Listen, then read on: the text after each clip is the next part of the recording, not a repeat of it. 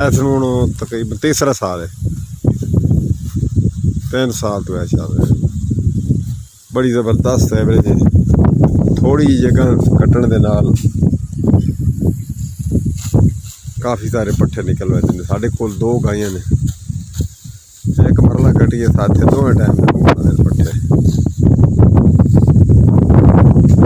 King seed वाले दी बड़ी मेहरबानी ते डॉक्टर खालिद परवेज़ साहब दी बड़ी मेहरबानी जिन्हें सानू मशवरा दिता किंग सीड वाले दा।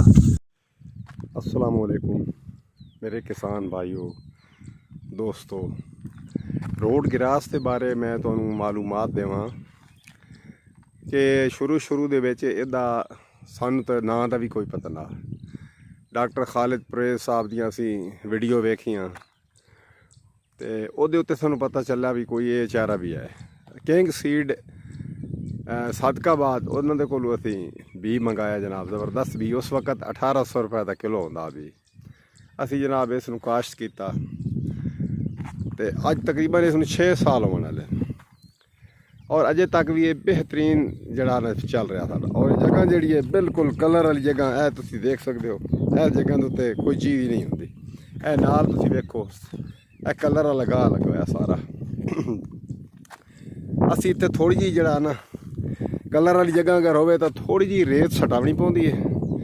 4-4, 5-5 इंच रेत जी है ना थल दी, ये सटा के ते एक दफ़ा जम वजे बस वाते जड़ फद वैंदा और कलर भी छिक लैंदा, सारा कुछ ठीक हो वैंदा।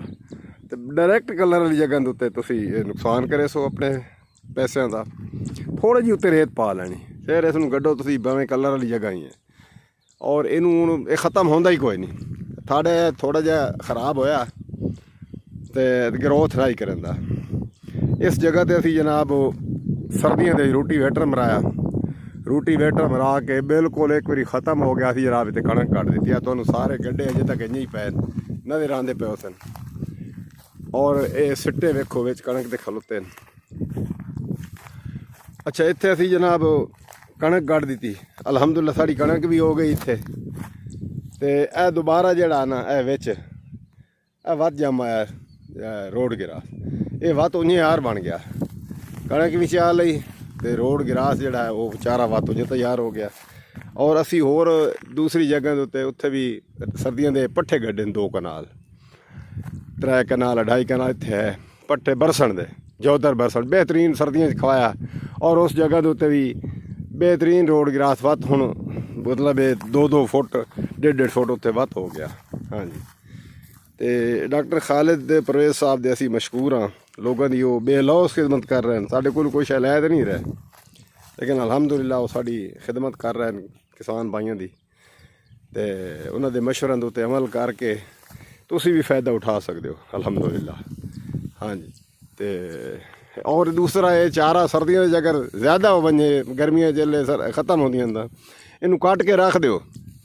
तुहाडे कोल मशीनां नहीं, तुसीं गड्ढे बना के रख दो। सर्दियों के जिसले बरसन होंदा कुतरे वाली मशीन दे विच जनाब इनू कुतर के कत्तो, बहुत नालों ज़्यादा ताकत रखता। हाँ जी ठीक है जी, माशाअल्लाह। अल्लाह ताला तुहानू मज़ीद तरक्कियां देवे जी।